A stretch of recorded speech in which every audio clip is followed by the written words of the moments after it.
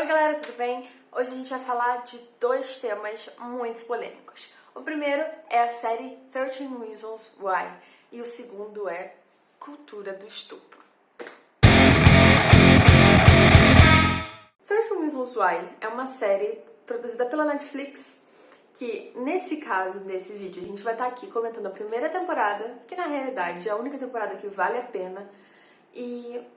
a gente tem aí muitos casos de séries que não souberam acabar e esse, infelizmente, é um deles. Os 13 Porquês, o nome em português da série, é uma série produzida pela Netflix que conta a história de Hannah, uma adolescente que comete suicídio e envia 13 fitas endereçadas às pessoas que seriam os motivos por trás do ato de acabar com a própria vida. Essa série gerou muita polêmica porque ela traz à tona gatilhos muito pesados e também aborda a questão do suicídio de forma no mínimo descuidada.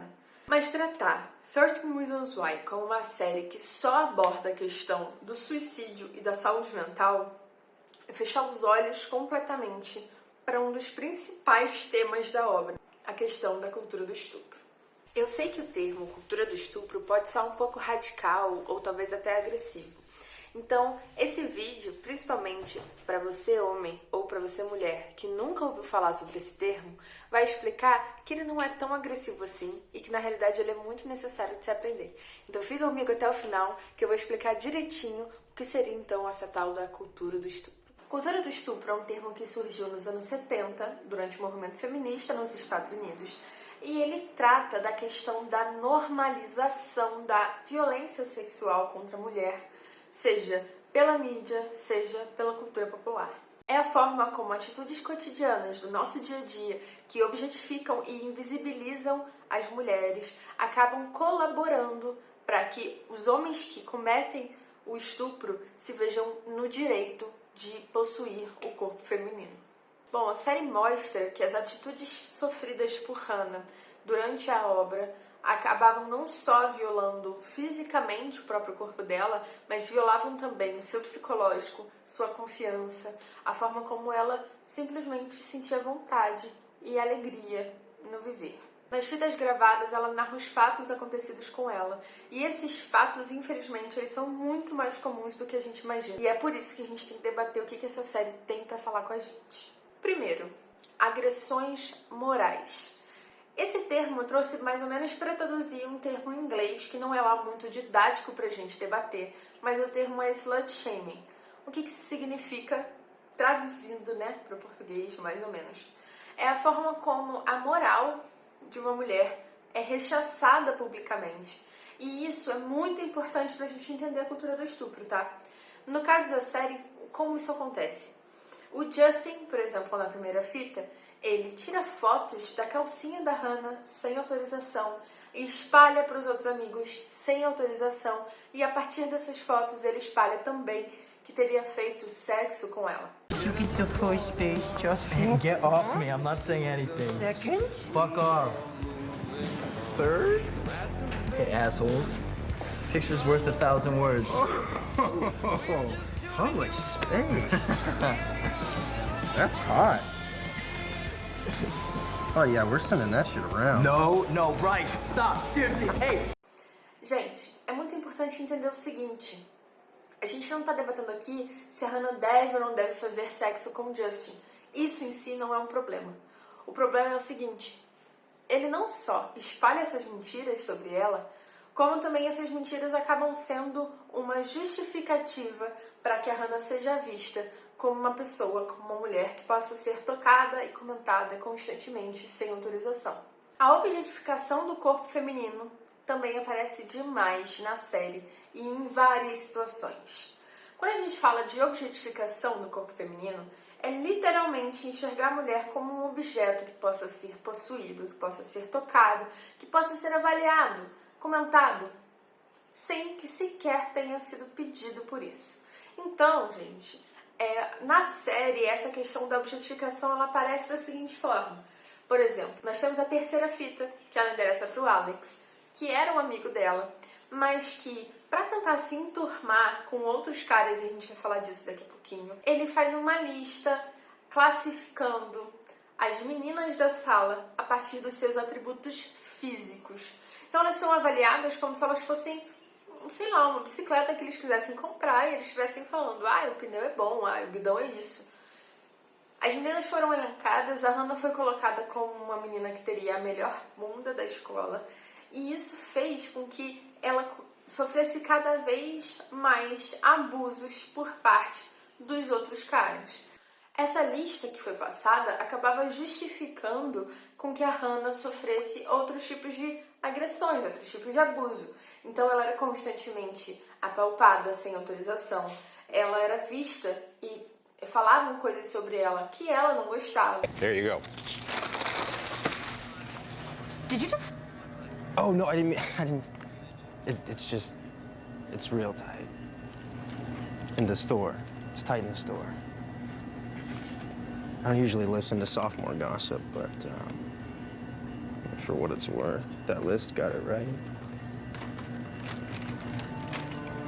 Isso acabava justificando atitudes muito piores. Outro exemplo da objetificação do corpo feminino que aparece na série é quando Tyler, um menino que tirava fotos da Hannah sem autorização, ele se vinga da Hannah espalhando fotos dela pela escola pelo simples fato dela ter se recusado a ficar com ele, o que tinha total motivo. Ela se recusou a ficar com ele e ele enxerga isso como um traje. Ela tinha a obrigação de ficar com ele, porque, a mulher tem a obrigação sempre de dizer sim para as vontades masculinas. A questão da objetificação feminina, ela é muito importante de ser compreendida, até mesmo porque essa noção de que a mulher tem a obrigação sempre de estar fazendo as vontades do homem, ela acaba também justificando atitudes como o feminicídio. Se você quer aprender mais sobre feminicídio e quer que a gente faça um vídeo sobre isso, comenta aqui embaixo. Masculinidade tóxica.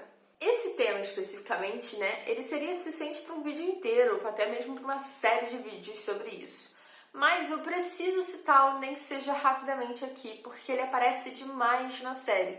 Inclusive, se você quiser vídeo sobre masculinidade tóxica, também pode comentar que a gente faz. Na série, a masculinidade tóxica, ela aparece quando a gente começa a perceber a forma como os meninos, os caras, eles se tratam e agem em relação às meninas. Mas a gente não tá falando somente deles, tá, galera? Nenhum desses debates que a gente faz aqui devem ser individualizados. Isso não ajuda ninguém a chegar a lugar nenhum. A gente tem que pensar a cultura do estupro e a masculinidade tóxica como um problema estrutural. Essa questão da masculinidade, ela é muito vista em alguns momentos, por exemplo, quando o Alex, ele acaba avaliando meninas da forma como ele não faria normalmente, ou tendo atitudes mais viris, simplesmente porque ele foi pressionado pelos outros caras a tomar essas atitudes. E um ótimo exemplo disso também é o Zack, que ele acaba mostrando em alguns momentos da série com a Hannah lados dele que seriam mais sensíveis. Mas esses lados são completamente invisibilizados quando ele tá na companhia dos outros amigos, principalmente do Bryce, que a gente já vai chegar nele daqui a pouco. Porque isso seria um sinônimo de fraqueza e não corresponde com o ideal da masculinidade que a gente tem na nossa sociedade. Já se inscreveu aqui no canal? Já deu joinha? Aproveita e segue a gente nas redes sociais também para acompanhar o nosso conteúdo semanal para você. O próprio estupro em si. Na série, 2 momentos são extremamente fortes porque eles mostram o ato de estupro. E aqui é nesse momento que a gente tem que pensar muito bem se você, que está assistindo esse vídeo, tem essa questão do estupro como um gatilho para você. Se você é muito sensível a esse tipo de cena, não assiste, beleza? Não faz isso com você porque realmente é muito forte. Na série, esses 2 momentos são abordados de forma um pouco diferentes. O primeiro deles mostra quando a Jess, uma amiga da Hannah, ela está completamente desacordada em cima da cama. Ela tinha bebido muito, enfim, está completamente desacordada. Não tinha nenhuma capacidade ali de concordar ou não com o que iria acontecer. E o Bryce se vê no papel, no direito de simplesmente abusar e fazer sexo com ela. Essa violência sexual, ela é uma forma da gente perceber que a partir do momento que uma mulher ou qualquer outra pessoa não esteja em condições de concordar, de assentir, de entender o que está acontecendo, É muito importante entender, porque às vezes a pessoa fala, não, eu quero, mas se ela não faz ideia do que está acontecendo com ela, ela não pode saber o que ela está querendo. Se ela não tem condições de entender aquilo, tudo que acontece depois é violência, é abuso, é estupro, sim.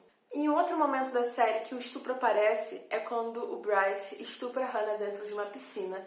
E nesse caso, a Hannah está completamente acordada e ela nega várias e várias vezes para que aquilo não aconteça. Mas ela é simplesmente ignorada pelo Bryce. E o Bryce em si, gente, ele é um cara que ele é o capitão do time de futebol da escola, ele tem pais que passam a mão na cabeça dele, então ele vai ser socialmente perdoado pelas atitudes dele, enquanto que as vítimas vão ser constantemente culpabilizadas e questionadas. A última fita, para finalizar todas as violências que a Hannah sofreu, ela vai até o conselheiro da escola pedir ajuda, literalmente. Ela vai contar o que aconteceu com ela e esse conselheiro ele vai relativizar todo o sofrimento da Hannah e invisibilizar todas as violências que ela sofreu. Listen, Hannah, I'm not gonna judge you. But did anything happen that night that you regret? Yes. Are you embarrassed by what happened? Yes. Maybe you made a decision? No, A decision to do something with a boy that now you regret? Oh my God, no, that's just what you assume? No, I'm just asking you. Like, I didn't make a decision. Okay, sorry. Did anything happen at the party that may be considered illegal? Maybe. Alcohol? Yeah, but I wasn't drinking. Drugs? Not that I know of. Did he force himself on you? I think so. You think so, but you're not sure. Did you tell him to stop? No. Did you tell him no? No. Maybe you consented and you changed your mind. No, it's not like that. Gente, esse conselheiro, ele teve atitudes péssimas, ele poderia ter impedido com que a Hannah tirasse a própria vida. E esse conselheiro, ele simboliza aí muitas pessoas e muitas atitudes que a gente vê acontecendo no nosso cotidiano. Quando ele relativiza, ele simplesmente não acredita na palavra da vítima. E, gente, para Hannah, que sofreu todas aquelas violências, chegar até ele e verbalizar o que ela sentiu e ver aquilo sendo invisibilizado, foi outro tipo de violência. Então, a série mostra a questão da cultura do estupro de forma muito ilustrativa para a gente entender o seguinte: mesmo que o culpado pelos estupros que aconteceram tenha sido Bryce, todas as outras pessoas envolvidas, e principalmente as pessoas que apareciam nas fitas, elas colaboraram de alguma forma para que a Hannah fosse vista como uma menina que deveria ser estuprada. Para que a Hannah fosse vista como uma menina que poderia ser tocada no momento que as pessoas bem entendessem, para que a Hannah fosse vista como uma menina que ficava com todo mundo, então isso acaba justificando as atitudes do Bryce. E isso não acontece só na série, isso acontece demais na vida real e é exatamente isso que a cultura do estupro aborda. A cultura do estupro fala sobre como as nossas atitudes do dia a dia, cotidianas, acabam colaborando para que tantas mulheres sejam estupradas no nosso cotidiano. E no mais, é muito importante dizer que tudo o que acontece com a Hannah na série e toda essa questão do machismo, da misoginia, da cultura do estupro, eles não são fatores que justificam com que mulheres cometam suicídio. Suicídio, saúde mental, depressão são temas muito complexos que demandam de ajuda profissional. Então, se você está assistindo esse vídeo e precisa conversar com alguém sobre isso, esse número que vai aparecer aqui na tela é o número que a gente recomenda para que você busque ajuda.